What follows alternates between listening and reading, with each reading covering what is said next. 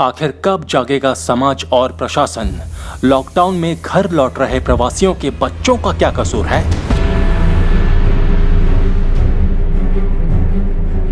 नमस्कार, आजाद सिपाही विशेष में आपका स्वागत है। मैं हूं राकेश सिंह।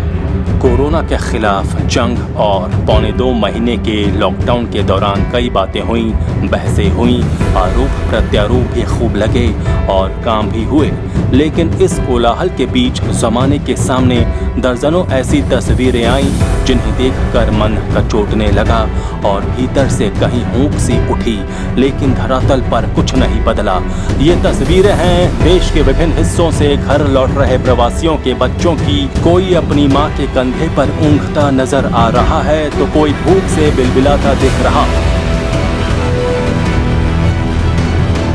फूल से बच्चे चिलचिलाती धूप और संक्रमण के खतरों से भरे माहौल में अपने माँ बाप के दुख दर्द के साक्षी बनते दिख रहे हैं। कोई बच्चा चलते चलते सूटकेस पर सो रहा है तो कोई बच्चा अपने पिता की मदद के लिए ठेला खींचता दिख रहा।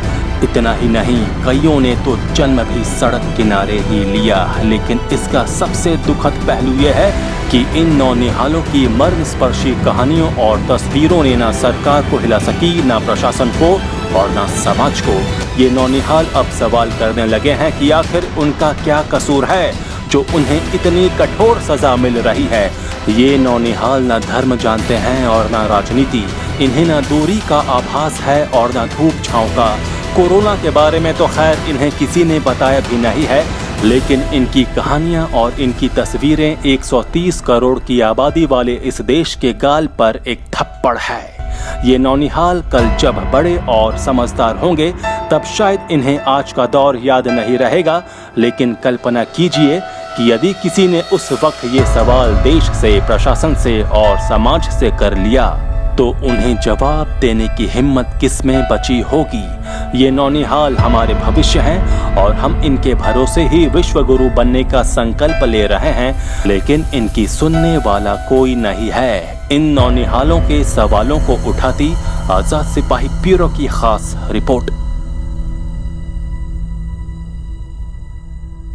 कोरोना से जंग लड़ रहे हिंदुस्तान के 130 करोड़ लोग कई तरह की मुश्किलों से जूझ रहे हैं और अपने अपने तरीके से इस जंग को जीतने की कोशिश कर रहे हैं। सरकार, प्रशासन और समाज भी इस लड़ाई में अपना योगदान दे रहा है, लेकिन इस लड़ाई में एक ऐसा तबका पूरी तरह भुला दिया गया है जो न बोल सकता है और न विरोध कर सकता है।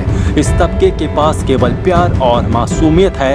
अपनी हरकतों से बड़े दुख दर्द को कुछ देर के लिए भुला देने की ताकत है। ये तबका है छोटे बच्चों का। 25 मार्च से जारी देशव्यापी लॉकडाउन के 3 दौर को देश झेल चुका है। आज से चौथा दौर शुरू हो रहा है। इस दौरान सबसे अधिक चर्चा यदि किसी की हुई है तो वो है प्रवासी मजदूरों की। लेकिन किसी ने इन प्रवासी मजदूरों के साथ घर लौट रहे बच्चों के बारे में कुछ नहीं सोचा है। कहा जाता है कि जो समाज अपने भविष्य की चिंता नहीं करता वो कभी आगे नहीं बढ़ सकता है।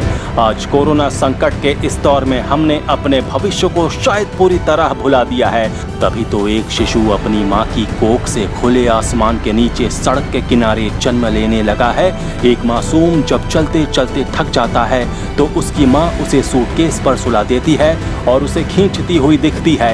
एक मासूम अपने पिता के कंधे पर आशा भरी निगाहों से लोगों को देख रहा होता है और एक मजबूर पिता अपनी फूल सी बच्चियों को पहंगी में बिठाकर घर लौटता दिखता है तो एक अबोध बच्चा अपने माँ बाप के हाथों के बीच लटकता हुआ ट्रक पर फेंके जाते हुए दिखाई देता है।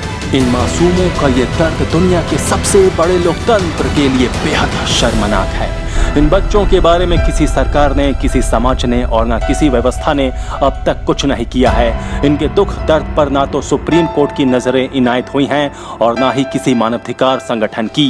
राष्ट्रीय मानवाधिकार आयोग ने एकाध मामले का संज्ञान जरूर लिया है, लेकिन इसका कोई सकारात्मक परिणाम शायद ही देखने को मिलेगा। आखिर इन मासूमों का क्या कसूर है जो इन्हें इतने दर्द में छोड़ दिया गया है? यकीन मानिए, हम कोरोना के खिलाफ जंग भले ही जीत जाएं, इन मासूमों का दर्द हमें कई पीढ़ियों तक दुख देता रहेगा।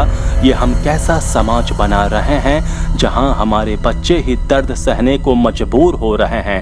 प्रवासी मजदूरों के इन अबोध बच्चों की तकलीफों के बारे में किसी को कोई चिंता क्यों नहीं हो रही है। तमाम प्रयास और अभियान तब तक बेकार ही रह जाएंगे जब तक हमारे देश का एक भी बच्चा इस तरह की तकलीफ झेलने के लिए विवश होगा। अब भी वक्त है संभलने का और संवेदनशील बनने का। अब ये संकल्प लेने का वक्त आ गया है कि यदि हम किसी भी बच्चे को तकलीफ में देखेंगे तो खुद की तकलीफ से पहले उसकी मदद करेंगे। बच्चों को ना धर्म से मतलब होता है और ना राजनीति से। वे अपने पराये में भी कोई भेद नहीं करते, लेकिन जीवन की शुरुआत में ही यदि उन्हें इस तरह के दर्द झेलने के लिए अकेला छोड़ दिया जाए तो फिर विश्व गुरु बनने की हमारी लालसा और हमारा प्रयास बेकार हो जाएगा। हमें ये समझना होगा कि ये बच्चे हमारा भविष्य हैं और इनकी बदौलत ही हम भारत को दुनिया के शीर्ष पर ले जा सकते हैं। इसलिए हमें अपने बगीचे के इन खूबसूरत फूलों को कुम्हलाने नहीं देना चाहिए। आज ये संकल्प लेने का वक्त है कि कोरोना के खिलाफ हम पूरी ताकत से जंग लड़ेंगे और इसके साथ अपने बगीचे के इन फूलों की रक्षा भी करेंगे।